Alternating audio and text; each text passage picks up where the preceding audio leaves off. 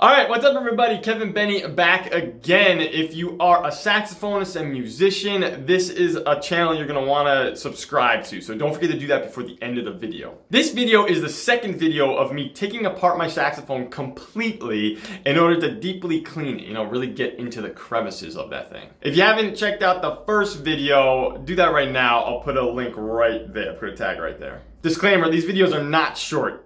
Taking apart a saxophone, cleaning it, and putting it back together is all day to 2 day event. You can use these videos as a slight guide to do it yourself, but again, I'm gonna say this now, I highly recommend not to do it unless you're really comfortable with the mechanics of the horn.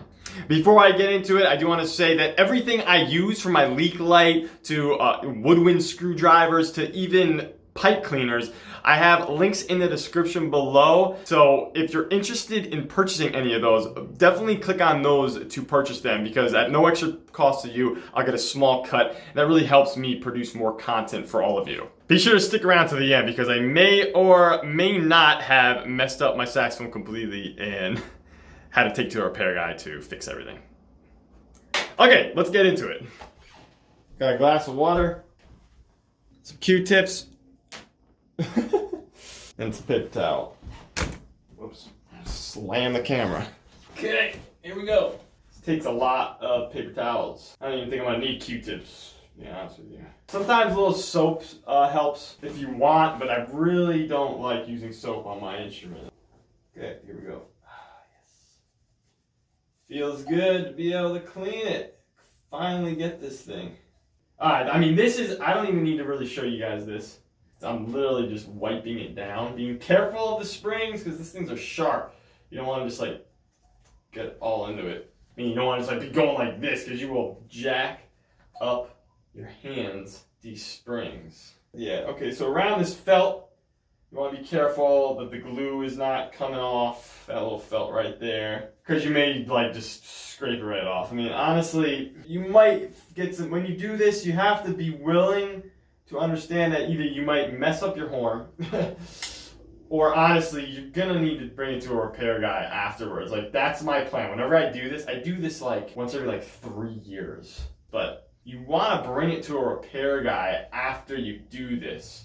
I'm gonna get another paper towel, because things shift. Microscopically shift, or they'll shift a lot. When you take things off, when the tension is gone from the points, or I don't know what they're called, the pillars. Starting to look pretty good. Oh, felt came off. It's alright. It's not a big deal. I'm just going to take this G-sharp key off really quick.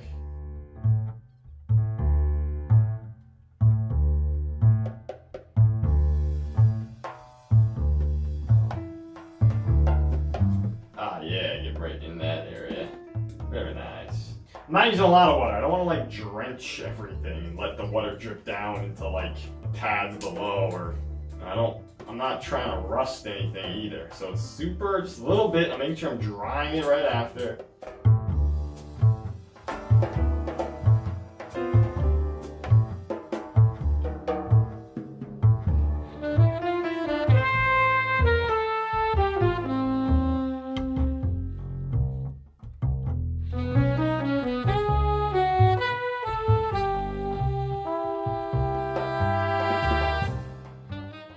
Alright, so clean the top part. It looks pretty good. It's the best I can get. It took me quite some time. I mean, besides all the little scratches and scuffs that I've gotten over the years, but I think I'm going to take apart the bottom part. What the heck, just go all for it. So I'm actually going to do these are really easy. Just finish taking off the high F sharp key, and then the alternate F sharp fingering here. We'll start with the alternate F sharp.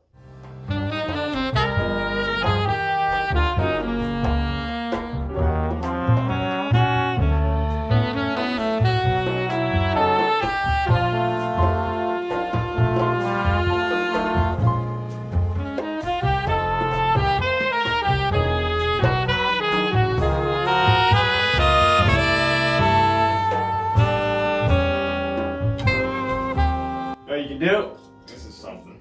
get more leverage. Take your plier. Take this bad boy. There we go.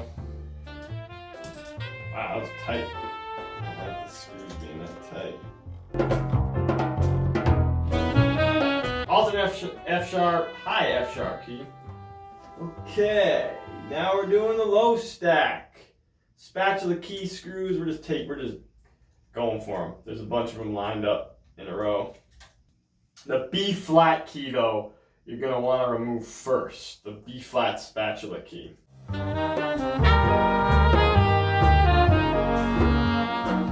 Okay, B flat, super easy to remember because it's got the biggest spatula key. Next is going to be the, I guess what is that, the C sharp key? Yeah, C sharp key is next. B flat, C sharp. Again, I like to go from this way, from left to right in the order of how I took them off. And then my B key actually was already kind of removed, so. And it's just the key, not the pad. Awesome. So I'm going straight for the low stack keys here. F, E, D key. This is usually a rod.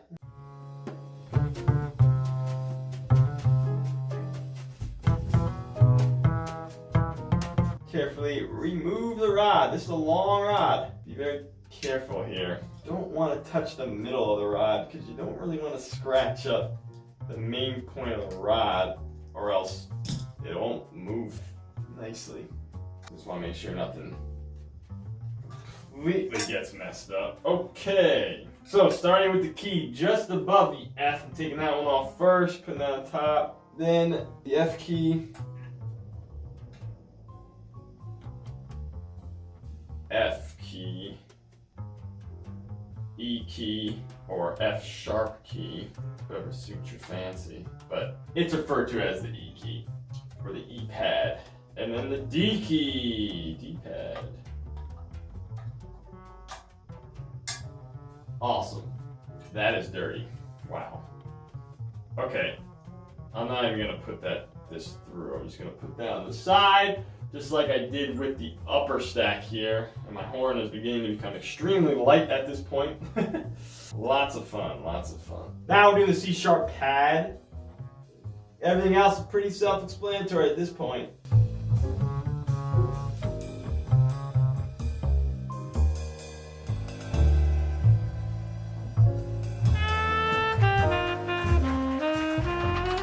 Okay, C sharp key, and then finally we got our C D sharp connection down here.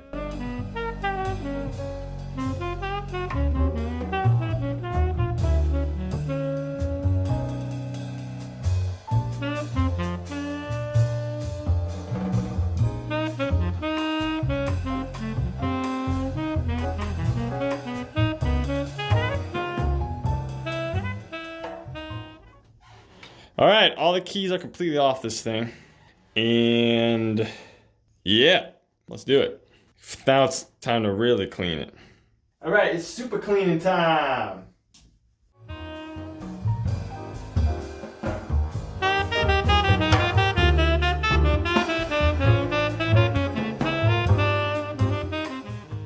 Done, that looks pretty good. Now the last thing I want to do is take my pipe cleaner and the one tone hole. We got this tone hole right, the G tone hole right there. All I do is take the pipe cleaner and in and out, nice and easy. And really the only way to get this in here is if you have this sax apart, or at least the octave key vent off the sax. So I just do it right now. And that's all it really needs, just a little bit of in and out, in and out. Very nice.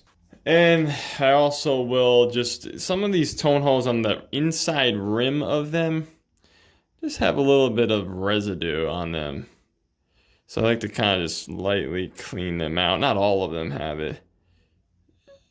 Like that one's got some stuff on it. But yeah, that's what I do. I'll just go through it like that. Let me do that really quick. Okay, now putting everything back together. Again, I started here.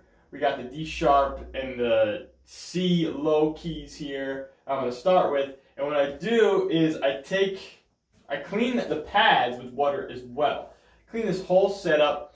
I will clean the rod, okay? And that's when I put the key oil on the rod. So you always want to make sure to kind of do that. Some people don't put key oil on. I'm pretty sure I heard David Sanborn does not use oil, and he tells his repairman not to use oil because it dampens the sound. I don't think that's really gonna happen, but yeah, that's that. So just a little bit of water here, and to the pad, all we're doing, I'm just rubbing very lightly on the pad, okay? And you're gonna notice with the leather, a little bit of water is gonna clean them up real nice.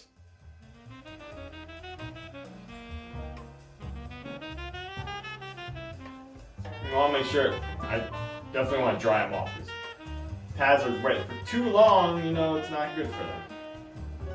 That's the C key, because that's not looking that bad. The D sharp key looks way worse. But that's expected.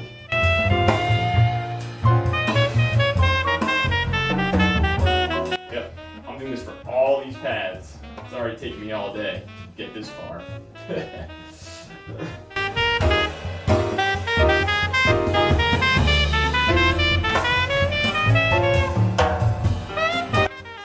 Just clean off the keys.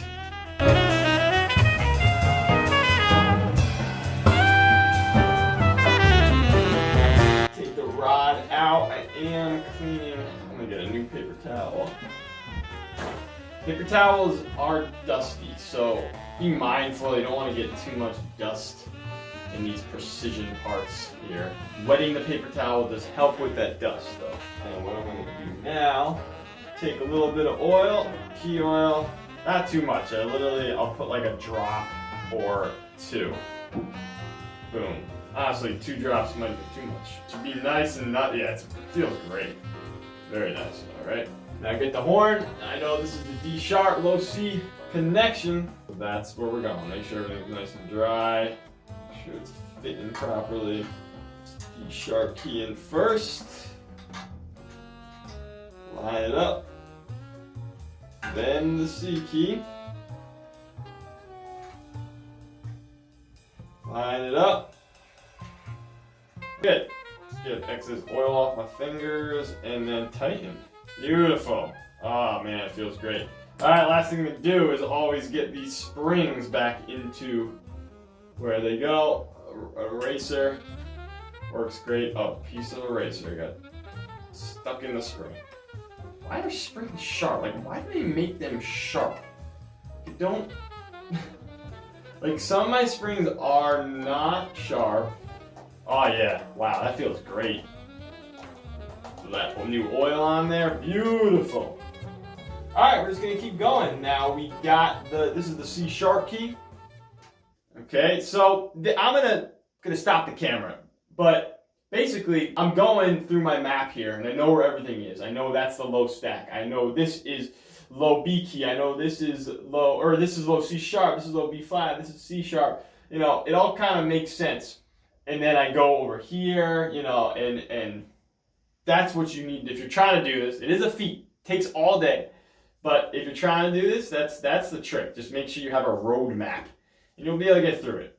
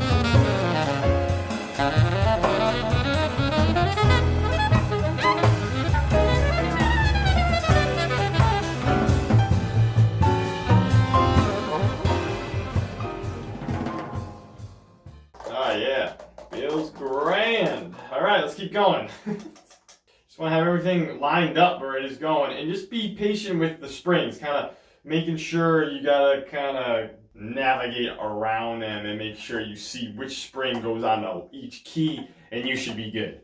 But it's pretty intuitive. I mean, is it really that intuitive? I don't think so. Got one more key left.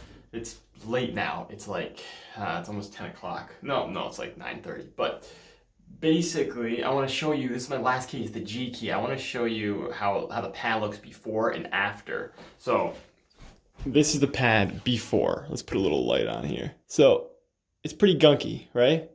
And in a second, I'm going to show you just a little bit of water, what that can do to this. It should look brand new. And there's the pad after the clean. It's like beautiful, look at that.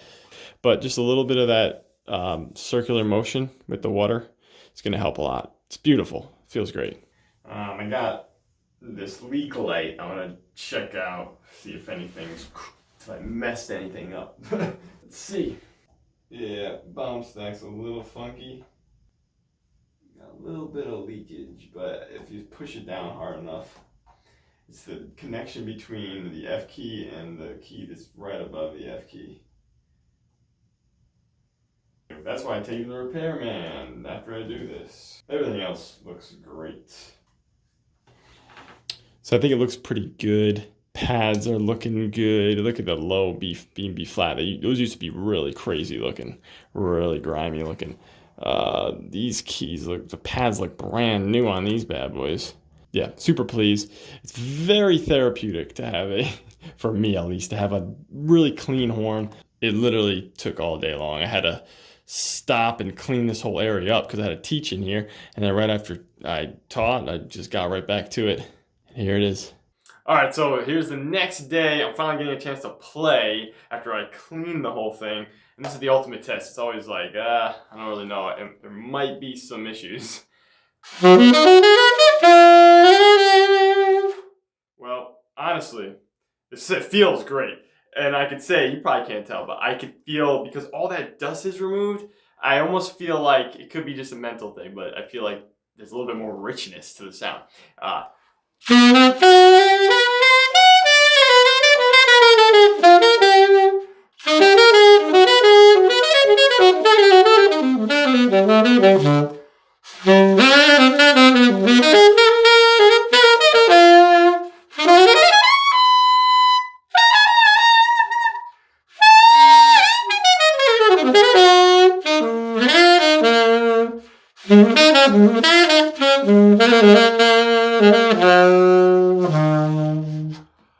There you have it.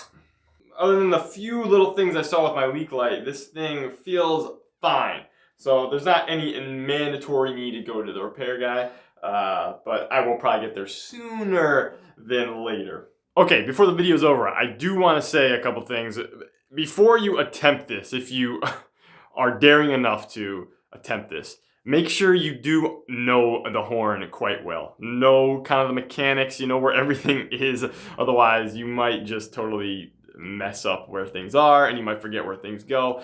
But again, if you know what you're doing and you kind of understand the saxophone and use this roadmap as I discussed, it shouldn't be too bad. Also, I recommend planning on taking your horn to a repair shop after you do this, if you do it, because after you take all that stuff off, you know, there's tension that is released from the pins, the rods, the springs, all this stuff, and when you put everything back on, things will slightly move around a little bit. Minuscule adjustments can make a difference of your pad sealing or not, and if it's not sealing just a little bit, you might feel a little bit of a resistance from the horn when you start playing it.